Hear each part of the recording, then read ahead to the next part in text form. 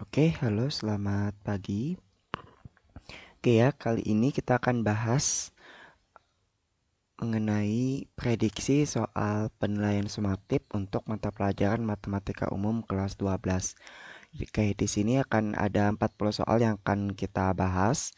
Dari 40 soal itu, 10 soal berbentuk AKM, jadi 35 soal berbentuk pelajaran matematika dan juga 10 soal berbentuk AKM.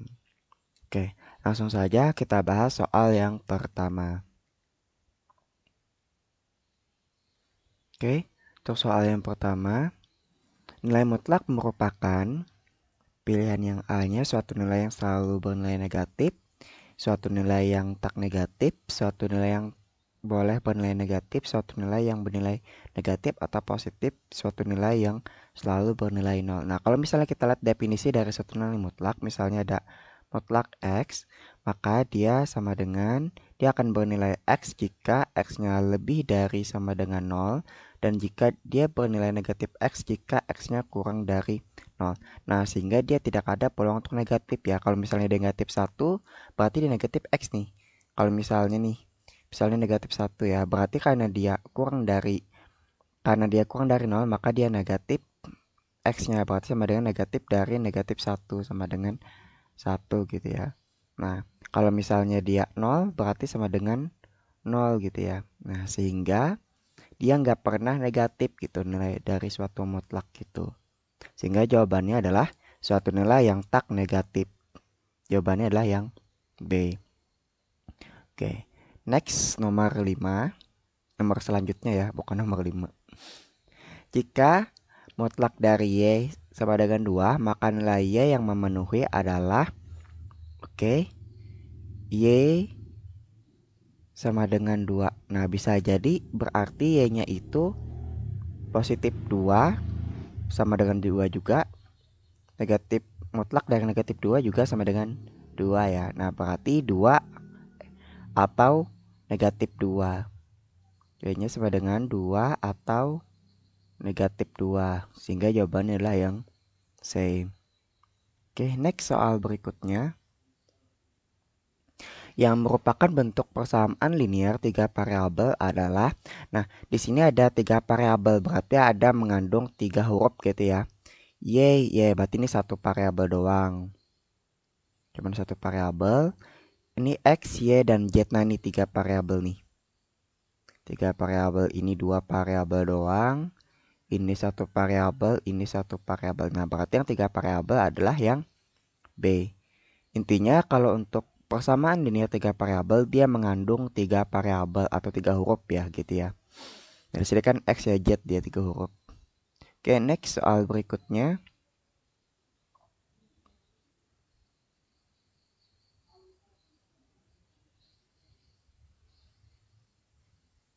Manakah di antara relasi-relasi berikut ini yang merupakan fungsi? Oke, ciri-ciri dari suatu fungsi adalah dalam setiap domain hanya memiliki satu kawan gitu ya. Di domain gitu ya. Ini kodomain daerah kawan.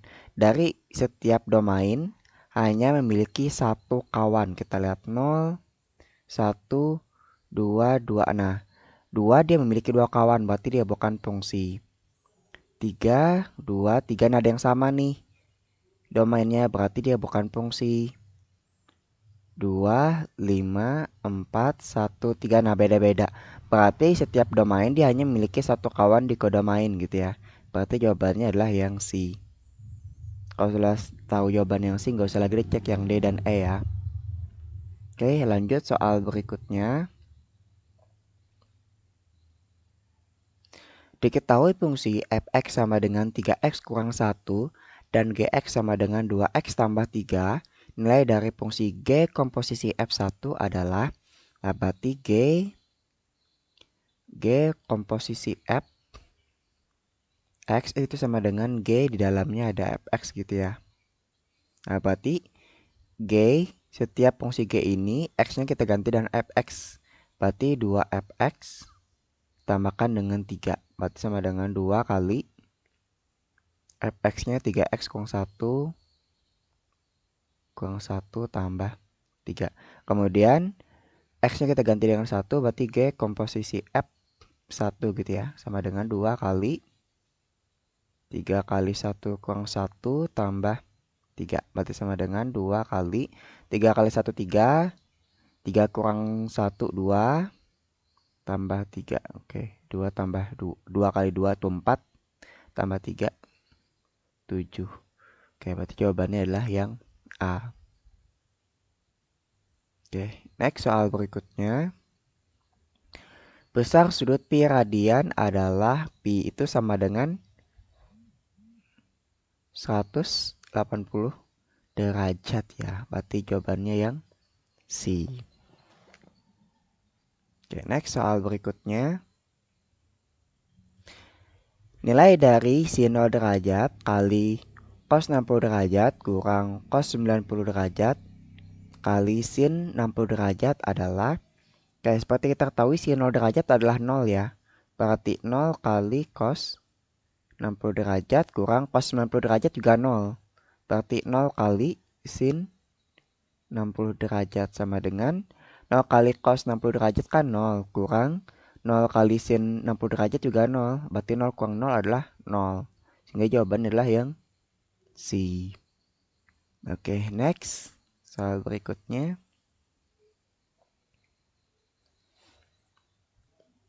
Perbandingan trigonometri yang senilai dengan cos 180 derajat tambah alfa adalah, oke, berdasarkan aturan dari trigonometri tambah alfa itu sama dengan negatif cos alfa gitu ya. Oke, sehingga jawabannya adalah yang di aturan dalam trigonometri. Next, soal nomor 12. Rani hendak membeli beberapa jenis buah-buahan, yaitu 5 kg buah apel, 2 kg buah jeruk, dan 3 kg buah anggur dengan uang sebesar 125.000. Ubahlah kalimat tersebut dalam bentuk persamaan matematis. Oke, kita buat persamaan linear 3 variabelnya. Kita anggap apel tuh sama dengan banyaknya apel kita anggap sama dengan X. Banyaknya jeruk kita anggap sama dengan Y. Dan banyaknya buah anggur kita anggap sebagai Z. Nah, sehingga dari kata-kata ini kita dapatkan berarti 5 kg buah apel ya. Berarti 5X tambah 2 kg buah jeruk, 2Y tambah 3 kg buah anggur, 3Z sama dengan 125.000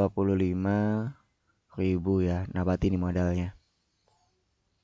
Jawabannya adalah ini yang A.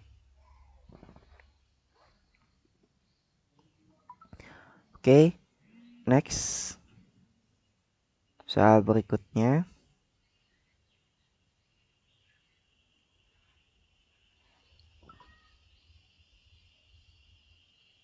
Titik stasioner untuk fungsi fx sama dengan x pangkat 2 kurang 6x tambah 5 adalah, oke, untuk menentukan titik stasioner maka kita menurunkan 2 kali untuk menilaikan nilai x-nya. Y sama dengan x pangkat 2 kurang 6x tambah 5. Titik stasioner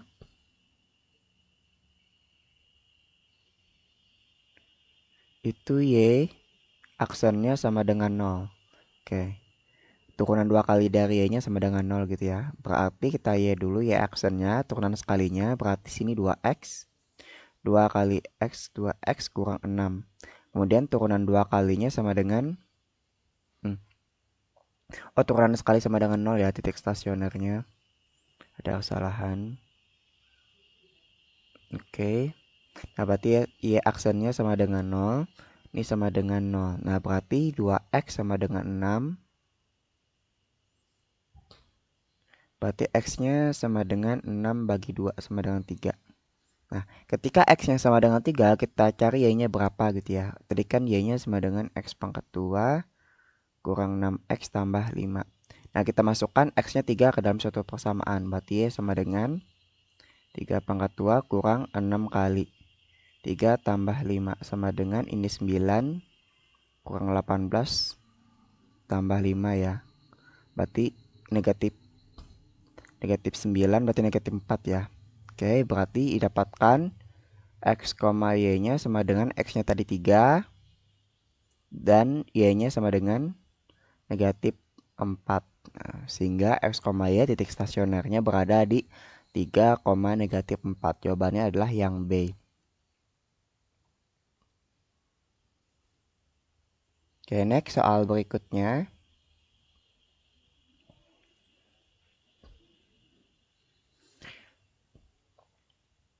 Fx sama dengan 2x pangkat 3 kurang 3x pangkat 2 kurang 10. Maka turunan dari fx adalah turunan sekali ya, y-nya sama dengan 2x pangkat 3 kurang 3x pangkat 2 kurang 10. Ya, aksennya sama dengan berarti 3 kali 2 kan 6 ya. X pangkatnya kita turunkan, kita kurang 1 berarti pangkat 2 kurang 3 kali 2 itu 6 x. Ini enggak ada karena konstan itu 0. Sehingga turunan pertama dari fx itu adalah 6x pangkat 2 kurang 6x. Jawabannya adalah yang C. Oke ya, soal berikutnya akan kita bahas di part selanjutnya.